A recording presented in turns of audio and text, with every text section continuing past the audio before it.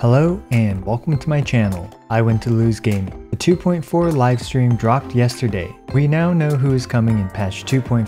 Shenhe is the new 5-star on the block, and Xiao, Ganyu, and Zhongli are all having a rerun. Here are 25 things to consider for the Xiao rerun banner and Shenhe's banner.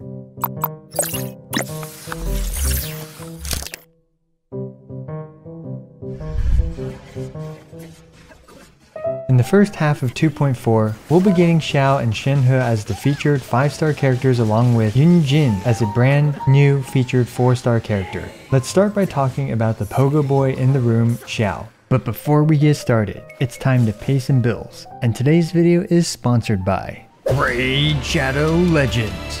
Raid Shadow Legends has millions of players and is available on both mobile and PC. Destroy that link in the description below or scan the QR code on your screen right now to get started with Raid. Do you have a 4-head?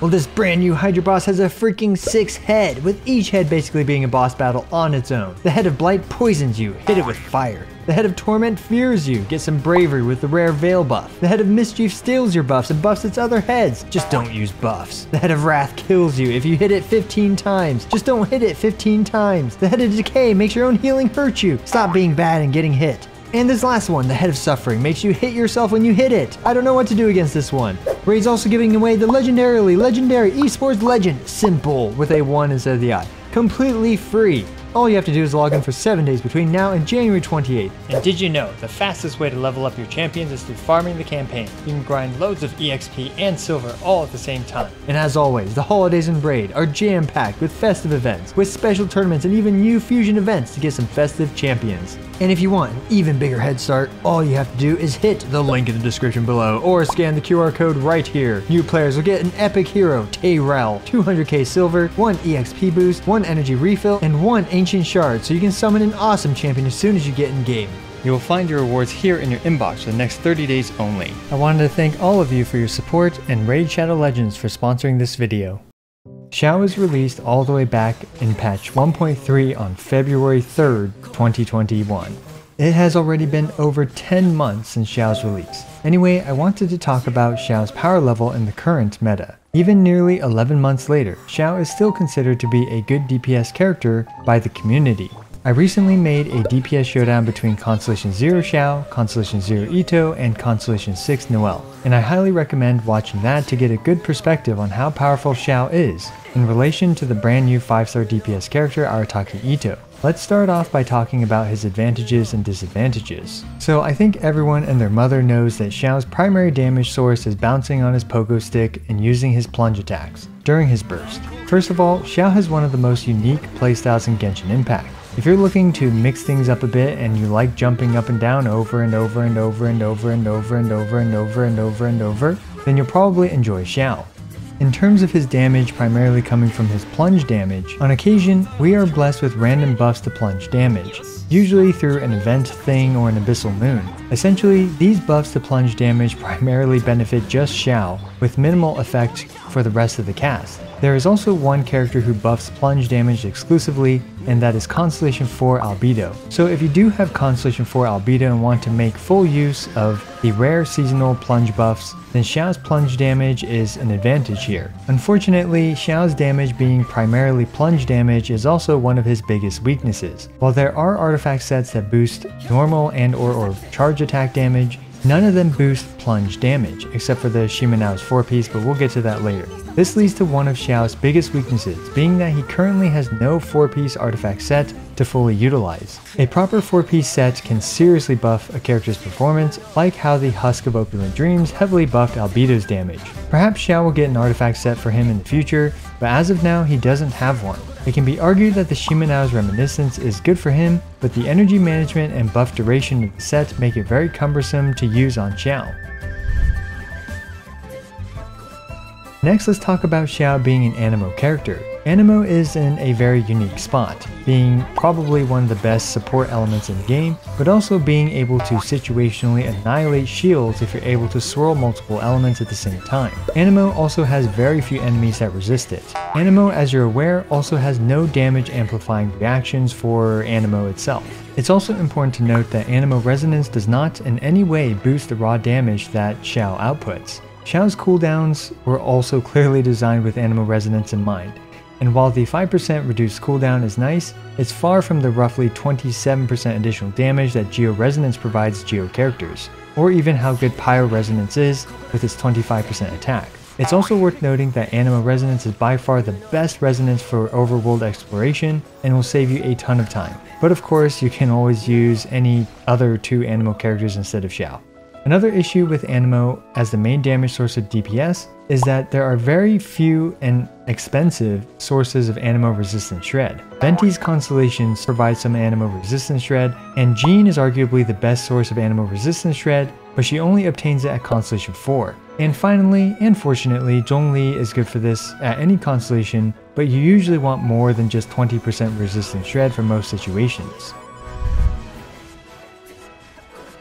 Xiao also has some serious battering issues, and no, I don't really mean energy issues, which he does have a bit of, but more so battering issues. Xiao is usually ran with one other Animo character. Because of the way particles work in Genshin Impact, you have to swap in the other Animo character, use their elemental skill, then swap back to Xiao and catch those particles. This is actually a very time-consuming process and adds a ton of time to a single DPS rotation. Compare this to modern DPS cores like Ito's 3 to 4 Geo character team comps, where since there are so many Geo characters and great off-field Geo energy generators like Albedo and Zhongli, they pretty much don't need to funnel any energy to any of the characters. Another popular character that helps bypass this issue is Raiden. Raiden just gives her whole team a bunch of energy while essentially never needing to battery herself up. We're seeing more and more of a shift away from the old funneling of energy meta and more focus into being able to battery your team without all the extra swapping and waiting for particles to fly to you. Perhaps one day we'll see an off-field Animo particle generating support character, similar to how Albedo and Zhongli are for the Geo element,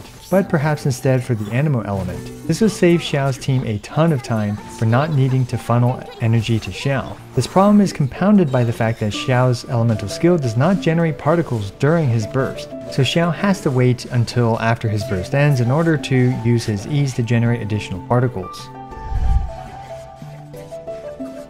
Next, let's talk about Xiao's hitboxes. First of all, his elemental skill has really thin AoE and it's difficult to hit all the enemies with it.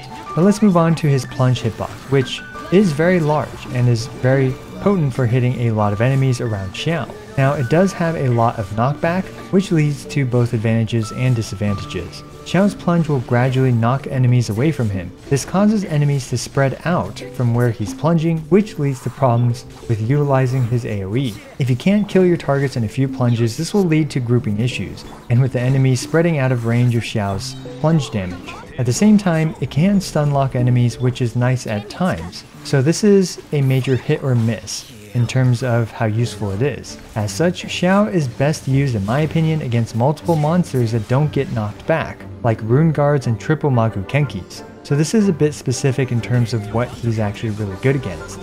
Sadly, Venti is not a proper solution for keeping smaller mobs grouped together, as Xiao's plunge attacks do not hit things in his tornado, at least picked up by his tornado. However, Xiao's E's do hit things in tornado if you jump first, so you do have an option for doing a bit of damage to things in Venti's tornado. And lastly, Xiao's plunge through hitbox is very unreliable. When it does connect with an enemy, you gain a nice damage boost, but again, it is extremely unreliable and should generally only be counted on as a nice bonus when it does occasionally happen.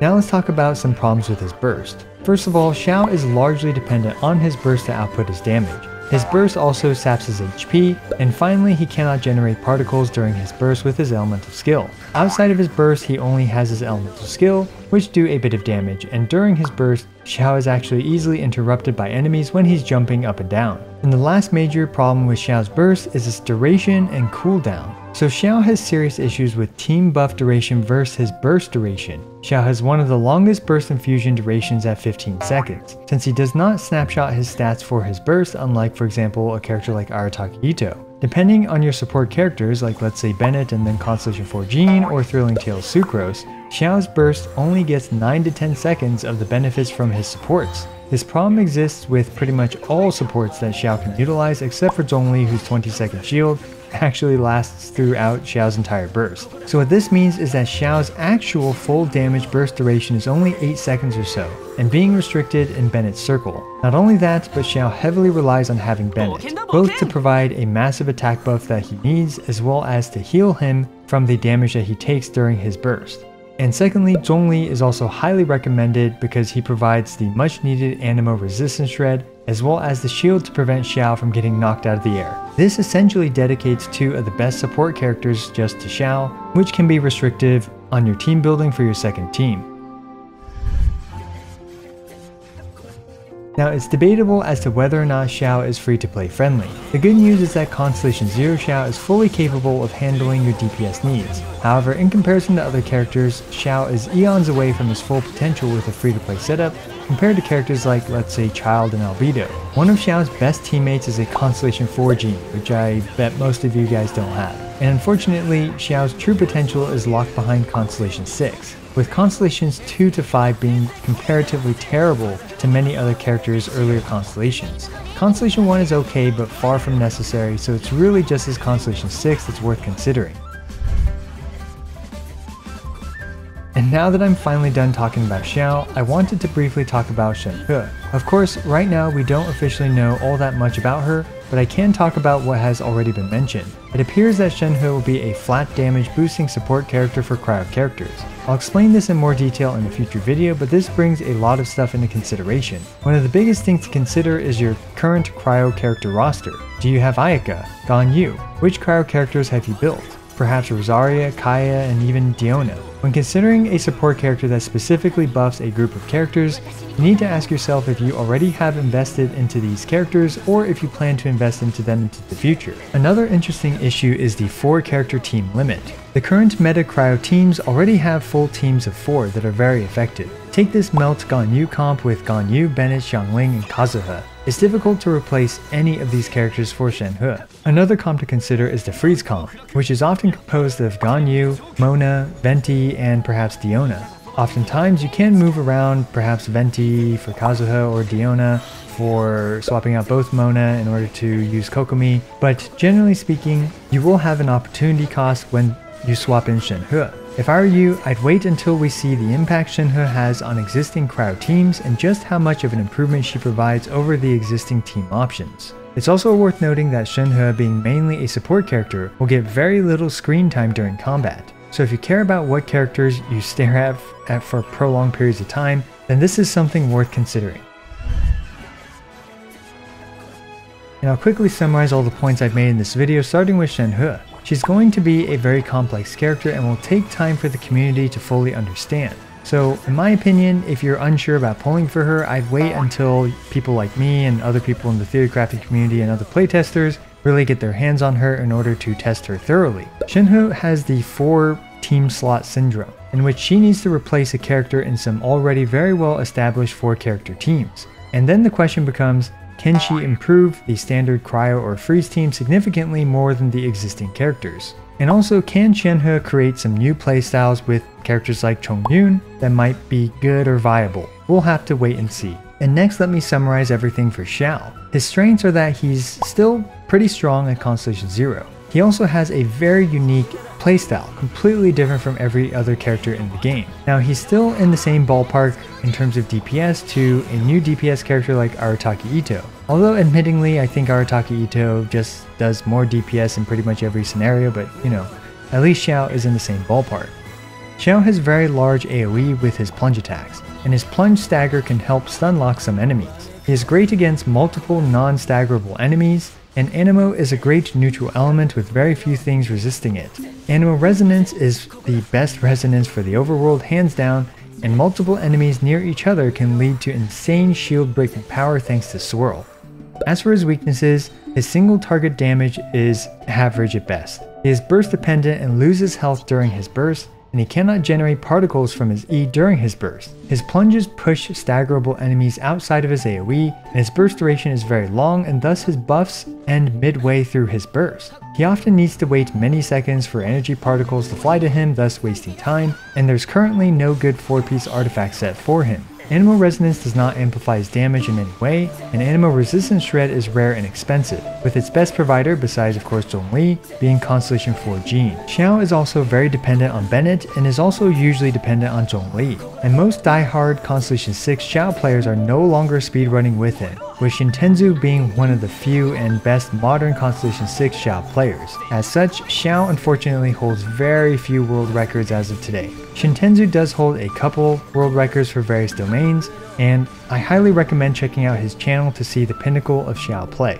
So with all that being said and done, this is not me saying that Xiao isn't a good character, because he still is a good character. He is still completely capable of clearing most of the hardest content in the game, even at Constellation 0. So despite all his drawbacks, you'll most certainly be able to beat pretty much everything if you commit and invest heavily into Xiao. It's just that modern standards are a bit higher nowadays in comparison to 11 months ago, and Xiao really hasn't had any buffs at all. Since then, we've had the release of monsters like Ayaka and Raiden, as well as explosive nukers like Eula and Hu Tao, and even the current Arataki Ito. Someday perhaps miHoYo will release a 4-piece artifact set for him, maybe even create a tailor-made off-field Anemo Particle generating support to catapult him back into being one of the best DPS characters like he used to be.